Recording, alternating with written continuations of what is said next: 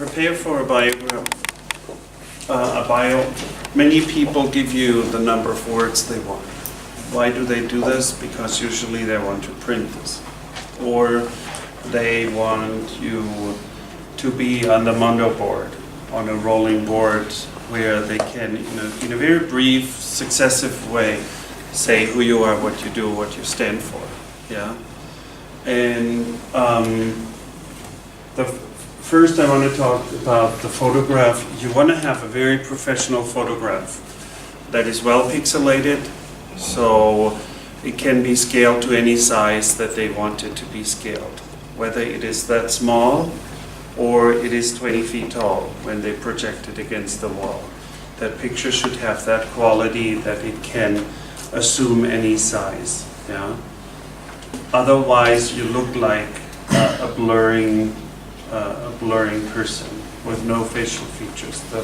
The less pixelated the pictures. Yeah. So most good pictures of you would have a data file of about 2 megabytes attached to it. Yeah. And usually cell phone pictures have about 300. Yeah, they're just like 6 times smaller. Yeah. So they use 6 times less pixels. So anytime you do anything to that cell phone picture, it is a mess. Yeah, you really want to go to a photographer and get the digital file of that picture. What that allows the person like him to do is switch your color picture into a black and white picture. Why is this? A color picture costs about $1,600 to print in a magazine. A black and white is like text. Yeah, so it costs nothing extra. Yeah, so many people who do programs with 100 speakers, they would rather have non-color pictures because it's much cheaper for them to produce that program.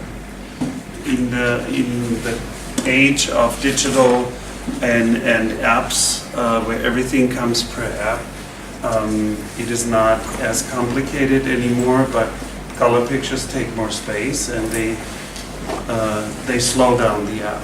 Yeah. So I have this in color, I have this in black and white.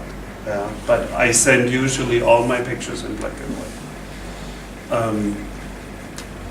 And then this is from a couple of years back, my bio.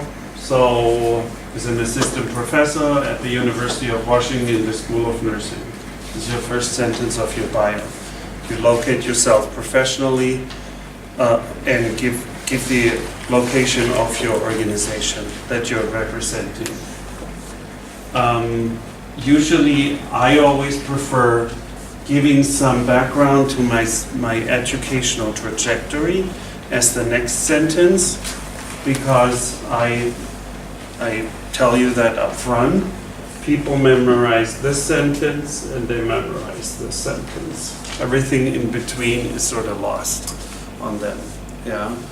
So you want your highest, the thing that they remember the most is your organization and something that you're currently doing. Yeah. He came to the U.S. as a Fulbright Fellow and received his PhD from UCSF in 2003. If I am not in the U.S., all of this has to be spelled out because nobody knows what UCSF is if they're not in an academic world. Yeah, that this is the University of California in San Francisco. Yeah. So don't use abbreviations. And then received his PhD in 2003. I like to give a number so that people have an idea how long am I in my career. Yeah. Then this middle section is really about what you do. He has become a recognized leader in the development of translational bench-side research and treatment approaches for fatigue and mitochondrial dysfunction in patients with HIV and cancer.